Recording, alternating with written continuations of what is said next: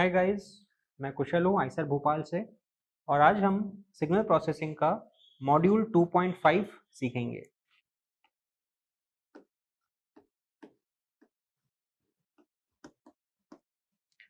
तो मॉड्यूल 2.5 में हम सीखेंगे कि हम अगर कंटिन्यूअस टाइम सिग्नल लेते हैं और हम उसको अगर शिफ्टिंग और स्केलिंग अगर एक साथ करते हैं तो वो सिग्नल किस तरीके से मॉडिफाई होता है। ये कॉन्सेप्ट बहुत ही सिंपल है। शुरुआत में हो सकता है कि आपको लगे कि थोड़ा सा कॉम्प्लिकेटेड है, बट अगर आप ध्यान से सुनेंगे तो आपको बहुत आसानी से ये कॉन्सेप्ट बहुत अच्छी तरह से समझ में आ जाएगा।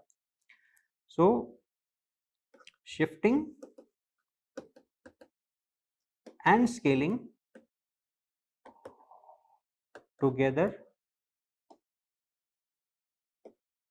in continuous time systems.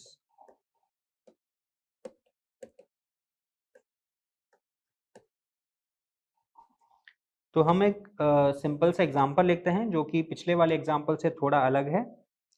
तो सपोज हमारे पास अगर ये सिग्नल है x ऑफ t जो कि 0 से 1 तक कांस्टेंट है,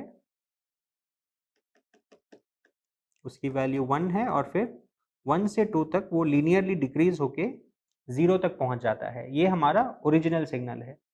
अब शिफ्टिंग और स्केलिंग हमने अलग अलग सेपरेटली हमने पिछले वाले मॉड्यूल में देखी थी। तो सपोज हम इसे अगर 1 टाइम यूनिट से अगर एडवांस करते हैं, यानी कि हम x ऑफ t प्लस 1 अगर करते हैं तो ये सिग्नल टाइम एक्सिस के लेफ्ट साइड में 1 टाइम पॉइंट से शिफ्ट हो जाएगा।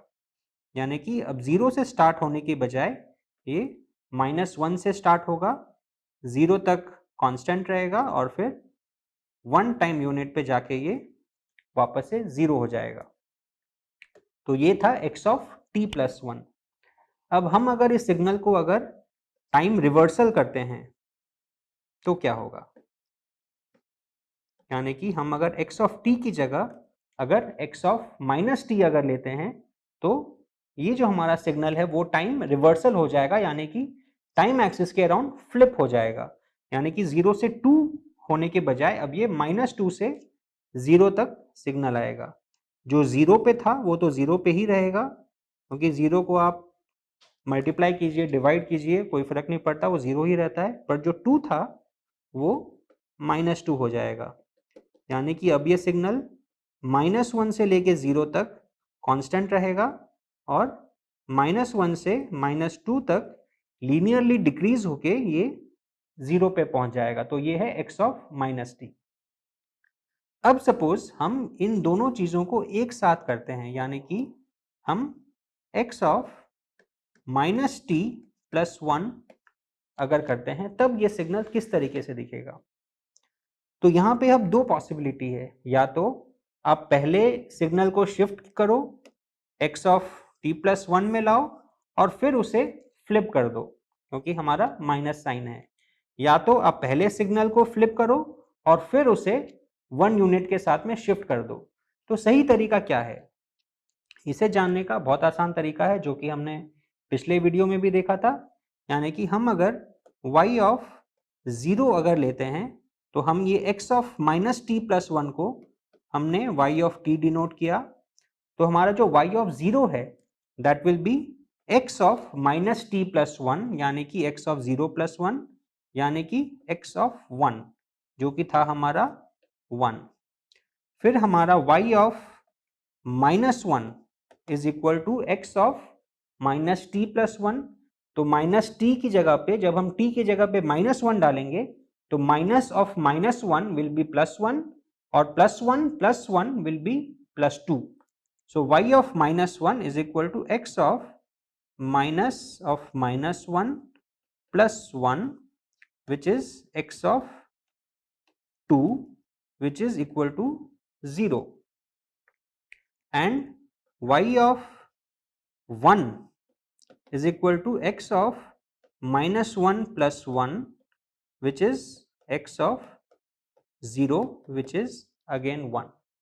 तो यहां पे हम देख सकते हैं कि जो हमारा x of t था 2 टाइम यूनिट पे, वो हमारा y of t हो गया है -1 टाइम यूनिट पे, यानी कि ये जो हमारा -1 है that represents x of 2 and x of 0 represents y of 1 and x of 1 represents y of 0, यानी कि जो हमारा जो x of 1 जो था वो अब बन जाएगा y of 0, जो x of 2 जो था वो बन जाएगा y of -1, यानी कि हम -1 से इंक्रीज करके 0 तक पहुंचेंगे 1 यूनिट पे, फिर हम यहाँ से कांस्टेंट हो जाएंगे up to t equal to 1 और ये हमारा सिग्नल हो गया y ऑफ t जो है x ऑफ -t+1। तो यहाँ पे आप देख सकते हैं कि जो हमारा जो शिफ्टेड जो सिग्नल था x ऑफ t+1 उसे हम अगर फ्लिप कर देंगे टाइम एक्सिस के अराउंड तो वो हमारा x ऑफ -t+1 बन जाएगा। एक और एग्जांपल देखते हैं जिससे आपको ये कॉन्सेप्ट थोड़ी और अच्छे से समझ में आ जाए। I am changing from page 1 to page 2।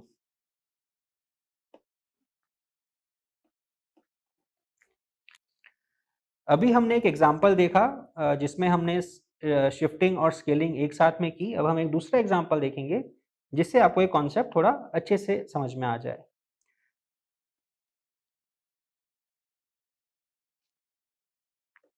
हमारा ओरिजिनल सिग्नल वही रहेगा, बस हम शिफ्टिंग और स्केलिंग थोड़ा अलग अमाउंट से करेंगे। सो अभी सपोज हम अगर लेते हैं x ऑफ 3t/2, तो अभी हम सिर्फ स्केलिंग कर रहे हैं, हम शिफ्टिंग फिर नेक्स्ट एग्जांपल में करेंगे। तो जैसा कि हमने पिछले मॉड्यूल में देखा था, अगर हम किसी सिग्नल को अगर स्केल करते हैं विथ अ स्केलर a, तो हमारा अगर जो a है अगर वो 1 से ज़्यादा है तो हमारा सिग्नल कंप्रेस हो जाता है, लेकिन अगर a अगर 1 से कम है तो वो हमारा सिग्नल एक्सपैंड हो जाता है। इस केस में जो हमारा a है वो है 3/2 विच इज लार्जर देन 1, तो हमारा सिग्नल जो है वो कंप्रेस हो जाएगा। हमारा जो ओरिजिनल सिग्नल था पिछले एग्जांपल में वो था ये x of t going from 0 to 1 at constant 1 and then decreasing to 0 at t equal to 2। अब इसे हम अगर 3/2 से स्केल करेंगे तो बहुत सिंपली आप ये देख सकते हैं कि जो हमारा सिग्नल है वो इस तरीके से हो जाएगा। एट 2/3 तक ये 1 रहेगा और फिर ये 0 हो जाएगा एट 4/3। ये 4/3 क्यों है ये बहुत आसानी से आप चेक कर सकते हैं। ये x ऑफ 3t/2 में अगर आप 4/3 सब्स्टिट्यूट करते हैं t की जगह तो वो हो जाता है x of 2 which you can see in the original signal कि x ऑफ 2 जो था हमारा अब मैप कर रहा है x of 3t/2 at t equal to 4/3। तो ये था सिंपल स्केलिंग। अब स्केलिंग की जगह पे आप अगर स्केलिंग के साथ में अगर शिफ्टिंग भी करते हैं तो वो सिग्नल किस तरीके से बनेगा। x of 3t/2 plus 1 suppose हम अगर लेते हैं और इसे अगर y ऑफ t डिनोट करते हैं, तो यहाँ पे अब आप देख सकते हैं by taking different values of t कि जो y ऑफ 0 है वो हो जाएगा x of 1 which is equal to 1। फिर हमारा y of -2/3 will be equal to x of 3/2 into -2/3 which is -1 plus 1 which is x of 0 which is also equal to 1, यानी कि जो हमारा x of 0 था वो y of -2/3 पे map हो गया है। अब हम अगर लेते हैं y of 2/3 तो वो हो जाएगा x of 3/2 into 2/3 plus 1 which is equal to x of 2, यानी कि जो हमारा x of 2 था अब वो y at 2/3 पे मैप हो गया है, यानी कि जो हमारा सिग्नल है वो अब -2/3 से 2/3 तक जा रहा है। तो अब -2/3 पे क्या है, x of -2/3 is x of 0 which is 1। तो जो हमारा पहले जो t इक्वल टू 0 पे जो वैल्यू थी x ऑफ t में, अब वो t इक्वल टू -2/3 पे आ गई है y ऑफ 2 के लिए। तो -2/3 से t इक्वल टू 0 तक वो वैल्यू 1 है, क्योंकि हमारा जो y ऑफ 0 है, जो हमारा y ऑफ 0 है that is x of 1 which is equal to 1। अब 0 के बाद में जब हम y के केस में जब हम 0 से आगे जब बढ़ रहे हैं, यानी कि x के केस में हम 1 से आगे बढ़ रहे हैं, यानी कि हमारा सिग्नल डिक्रीज होना शुरू हो गया है। डिक्रीज हमारा x ऑफ t में वो t इक्वल टू 2 तक होता है, लेकिन y ऑफ t के केस में वो t इक्वल टू 2/3 तक डिक्रीज होगा, क्योंकि y of 2/3 is map to x of 2, यानी कि हमारा सिग्नल t इक्वल टू 0 से डिक्रीज होके t इक्वल टू 2/3 तक वो 0 हो जाएगा वापस से। So this is our signal x of 3t/2 + 1।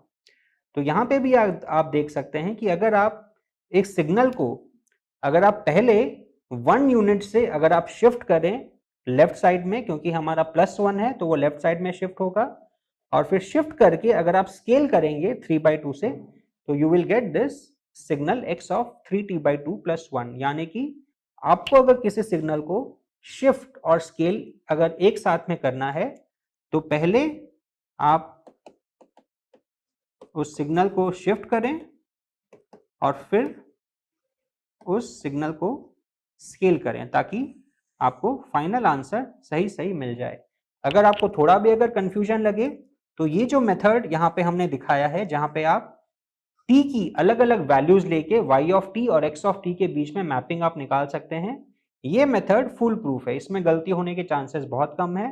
लेकिन अगर आप कॉन्फिडेंट हैं कि आपको ये कॉन्सेप्ट समझ में आ गया है, तो आप ये सिंपल रेसिपी यूज कर सकते हैं कि आप पहले शिफ्ट कीजिए और फिर स्केल कीजिए, ताकि आपका फाइनल रिजल्ट आपको आसानी से मिल जाए।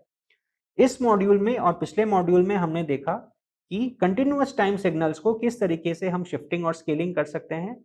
अगले मॉड्यूल में हम देखेंगे वेरी ब्रीफली कि अगर ये डिस्क्रीट टाइम सिस्टम्स में हमें करना पड़े तो किस तरीके से करें, और इस केस में कंटिन्यूअस टाइम और डिस्क्रीट टाइम सिग्नल्स में क्या डिफरेंस होता है। Thank you.